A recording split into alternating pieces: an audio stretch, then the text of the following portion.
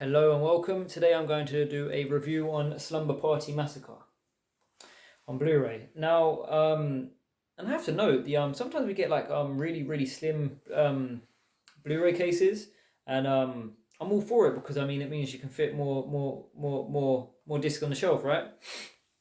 Okay, so conveniently, just like the new Scream film, and yeah, just like the new Scream film.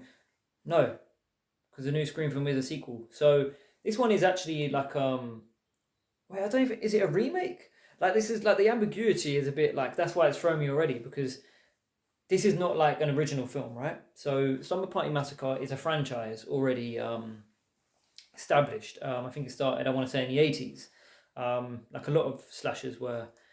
And the original Slumber Party Massacre franchise is one I'm greatly fond of. I love them. They're just, you might say cheesy goodness, slasher goodness. They're just brilliant. And the first one, I will stand firm that there's some great messages there, and it's a wonderful film. Obviously, the sequels get a bit more gratuitous, and like the plots are all like, whoa, okay, you're just trying to make films here because you're going off the success of the last ones. We've heard all that before, but the first one, very great message with the whole slasher, with the whole antagonist with the drill and what the sexual connotations mean with that, and obviously the connotations with the drill wielding madman are brought into this one. The drill being a reference to his hoo ha, and you know what. So yeah, so I guess this is like a reboot. Because I don't think they reference the originals. They just go off and sort of use the concept of a drill wielding madman attacking chicks having a slumber party. This one takes place in like a cabin, just sort of like by the lake. And this is like written. The script is very like. I don't mean to sound, when I say girl power, I don't mean like, oh, it's, okay. So in the originals, okay, you could say females were exploited. Like the whole, female body and females getting killed for fun and stuff. And in this one, they switched it on its head because of the script. And not sure if a woman wrote the script, but it flips out on its head after all these years of like women being the subject of violence and whatnot and sexual sort of pleasures through the eye of the camera and the beholder. We have like this cabin full of like lads that are now like these like slumber party loving, pillow fighting, pizza chomping dudes that think they know it all, and they're the subject of the antagonist's bloodlust more so than the girls, which is a reversal of what we've seen for the past 40 years, which is cool. It's nice to have it flipped on its head. So you have no complaints here.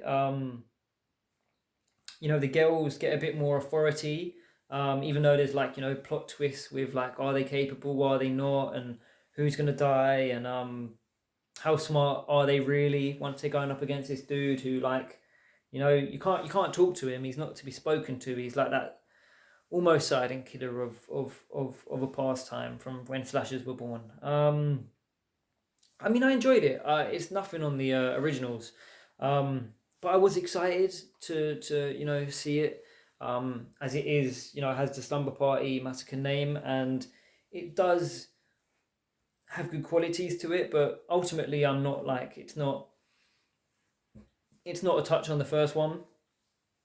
But I do enjoy it, and I've watched it twice now, and I probably will go back to it. Just I luckily, like, thankfully, it's for the story as well. Like, I'm not just going back for the kills each time I watch it. Some of the kills are really good. There's one with a car, which is excellent. Like, the special effects and whatnot are good, and how they make use of the space and the cabin and the props that you would find there, and the location. Um, yeah. I mean, yeah, Slumber Party Massacre. I think it's worth a watch. Going with an open mind of knowing that you're not going to see the tried and tested thing that we've seen for a few decades now. You're in for a role reversal of the sexes. Um, the whole drill thing is pretty cool. Yeah, the lads, going back to the lads. So like, this is not like, it's not a slasher that you would be used to from the 80s where like one by one people getting taken out. There is more of a plot to it where like the script obviously attempts to be more than the sum of its parts. It isn't just going for gratuitous kills. Which okay, that's for some people. That's not for some people. Some people like just having a slasher, a silent antagonist that goes around killing one by one. This is not exactly that. And I do like the sort of language. I like 80% of the language used by all characters. 20% of it goes like it's trying to hammer home points and stuff. But they're worthwhile points to be said about. That doesn't hamper or destroy the plot. So that's pretty cool. Um, it tries to serve the characters in a way that's like believable, but obviously some lines do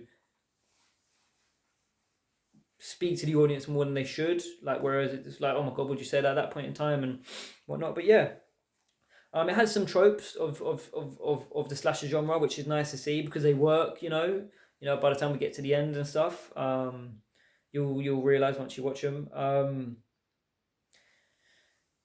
Yeah, I mean, it's not doesn't live up to the original, but I did enjoy it, and I will watch it again when I'm feeling in the mood for that. But that saying that,